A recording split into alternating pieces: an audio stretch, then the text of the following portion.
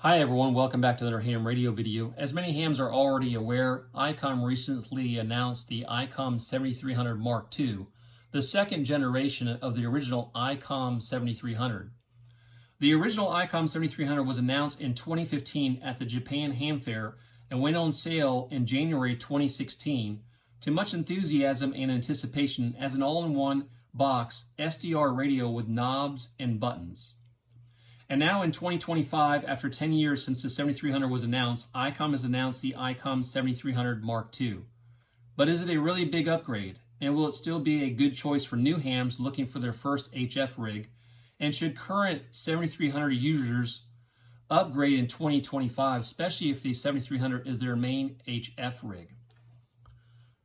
Now, before we answer these questions, let me first start off by saying that I have had my Icom 7300 going on 8 years now, since I purchased it brand new in 2017, and I have talked all over the world with it, as it has been a fun and very easy HF radio to use and operate.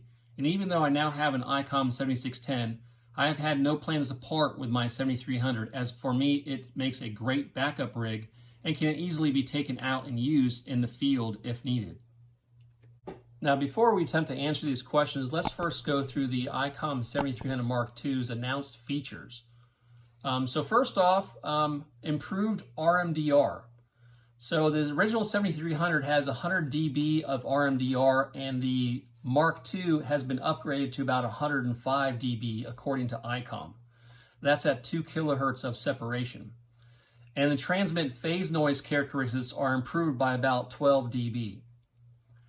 Now with this, let's wait and see, as many of us thought that the new Icom 7760 would have better performance in comparison to the 7610, especially after some hints by Icom that there might be a shakeup in the Sherwood list. But on the Sherwood list, the 7760 is only one notch above the 7610, as the 7760 was ranked 21st compared to the 7610's 22nd place on the Sherwood list as of August 2025.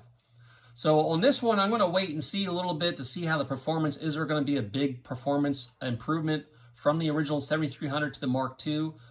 It would definitely be nice. I would best appreciate if it was, but I'll take a wait and see on that myself, especially after the 7760 and 7610 comparison. Now the next thing the Mark II has lower heat generation compared to the Icom 7300, which is likely a result of the next feature of the 7300 Mark II. So the third feature of the 7300 Mark II is that it has lower power consumption on receive than the 7300. So 0.7 amps on receive on the Mark II compared to 0.9 amps on the 7300. Often, if I only want to listen to HF, I will listen on my 7300 over my 7610 due to its lower power consumption. Plus, having lower power draw will aid in field or emergency ops, especially when running on batteries. So both the 7300 and especially now with the announced drop in receive current on the 7300 Mark II, both these rigs are pretty low draw on power consumption, so probably both of them are still pretty good as far as a field radio and an emergency running on batteries, these kinds of things. So that's a good thing. I like that, definitely. All right, number 4 feature of the Mark II that was announced is HDMI external display with audio out.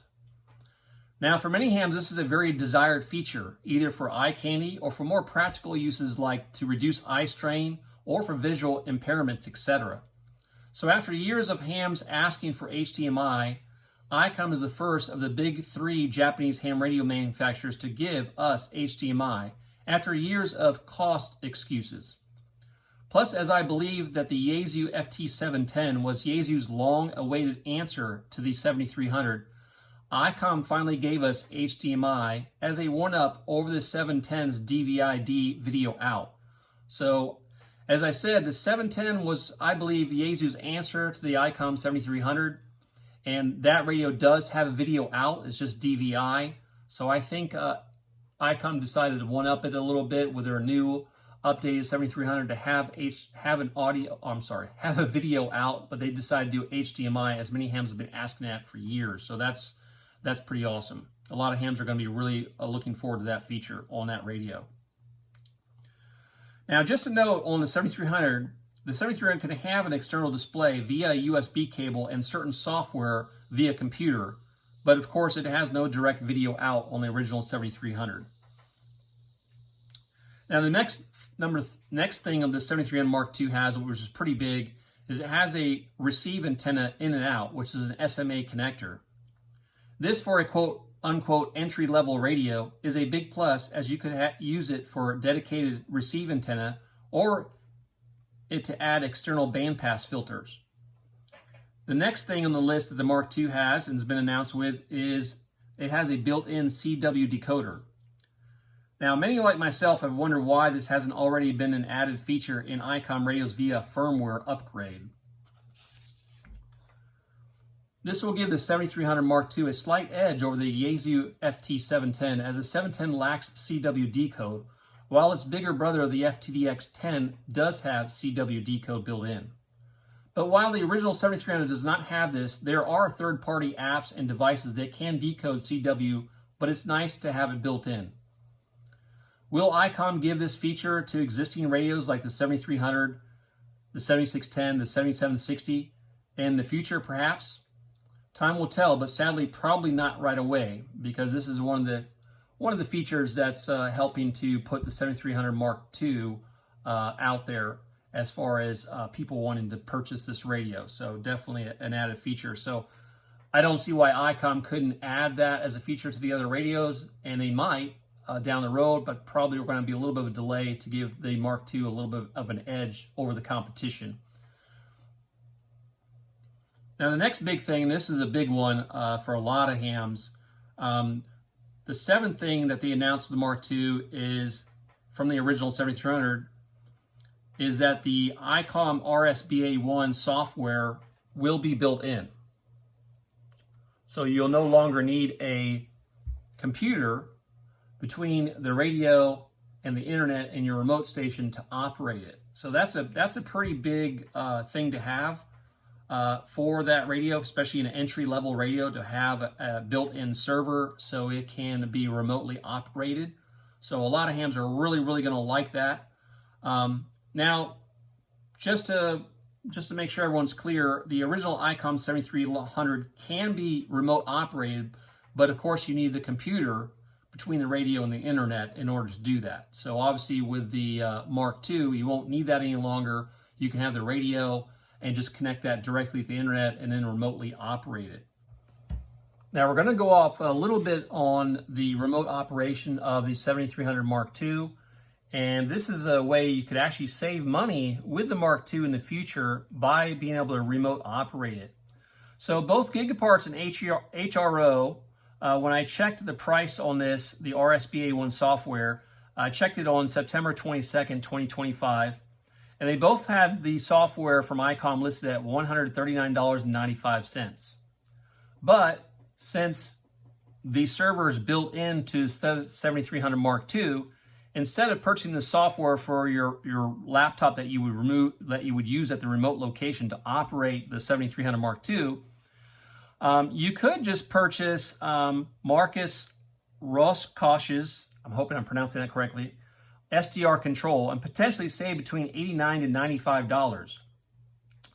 So this is an Apple product, and so I'm not sure if it's available on other platforms like Android and this kind of stuff, but just something I wanted to put out there as food for thought for hams that might be really interested in purchasing the Mark II, especially for remote operation.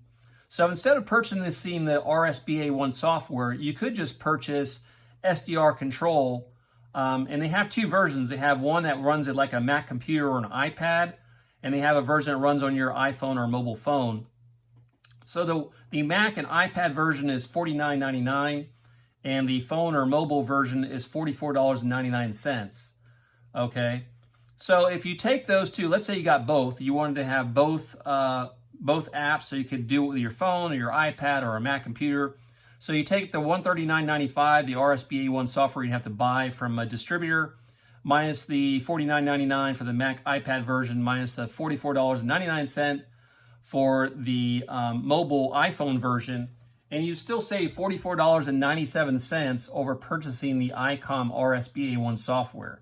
So that might be a little way to think about how you could save a little money by having the Mark II versus the original 7300, where you definitely have to have the RSBA1 software hooked up to a computer where the 7300 is, and then have another computer to work, obviously, remote operation wherever you are.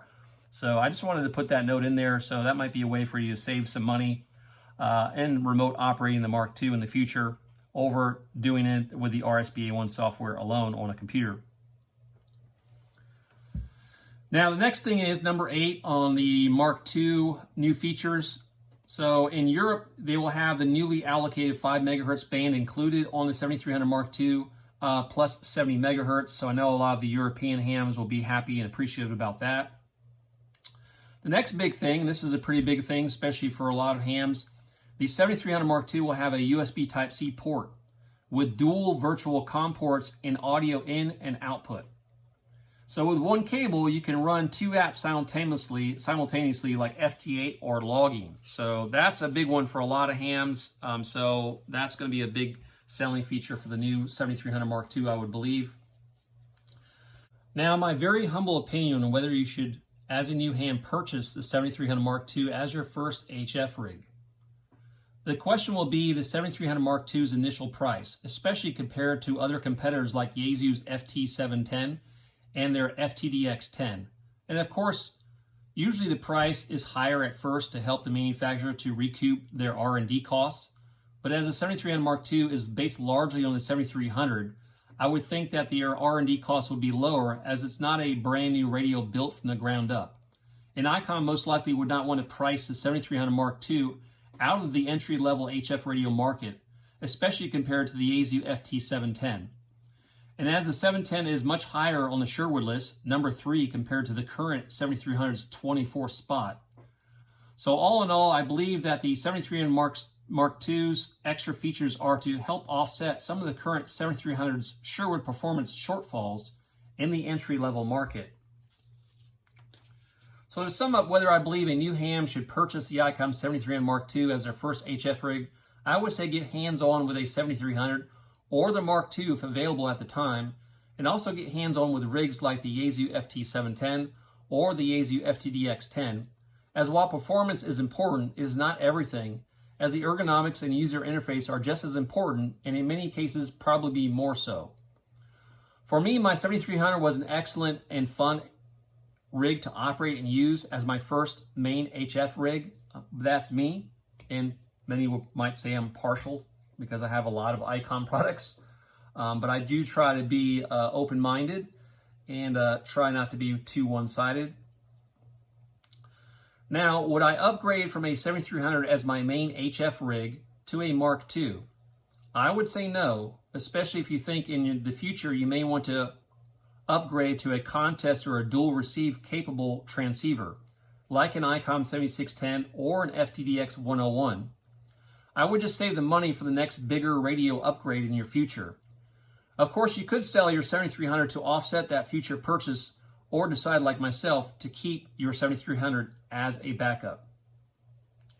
Now, I want to thank you guys for joining me for another ham radio video. I hope you guys found this useful and helpful, especially if you're thinking about buying the 7300 Mark II, like upgrading and possibly selling your 7300. So I hope this really helps you guys make that decision in the future. So a lot of things we're going to wait and see with the 7300 Mark II. I'm really curious at how it's going to perform compared to the original 7300. That'll be nice to see. So definitely looking forward to that. So anyway, guys, thank you so much for joining me for another ham radio video. You guys take care, and 7-3. Darling, I've been tempted by the darkness.